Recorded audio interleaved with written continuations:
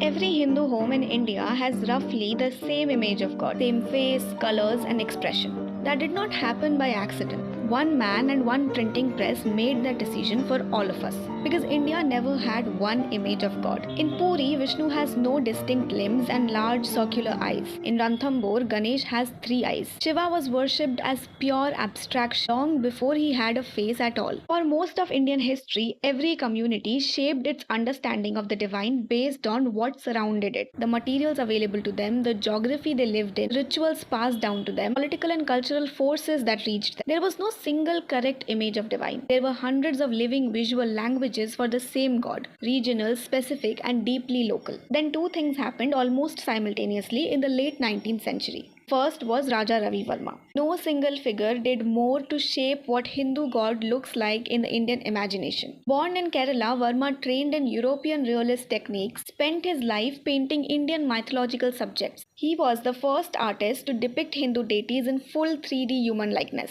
not as symbols or abstractions. He painted them as real people, embodied and emotionally expressive, presented in a way that was entirely new for the subcontinent. Second thing was the printing press. In 1894, Varma set up the Ravi Varma Fine Arts Lithographic Press in Lonavla. For the first time, images of the divine could be mass produced, mass distributed, and mass afforded. The medium that carried these images deepest into Indian life was the calendar. In the late 19th and early 20th century, printed calendars became social symbols, markers of a family's religious identity and belief. Calendars featuring these depictions of Indian deities were distributed widely across India. One standardized visual style spread into every home, every prayer room, every market and poster shops across India. The democratization of religious imagery was real and significant. But here is what unsettles me. The moment mass access was created, regional traditional visual languages began disappearing. Communities got the posters, calendars, but quietly lost their own stories. Standardization did not just change what God looks like,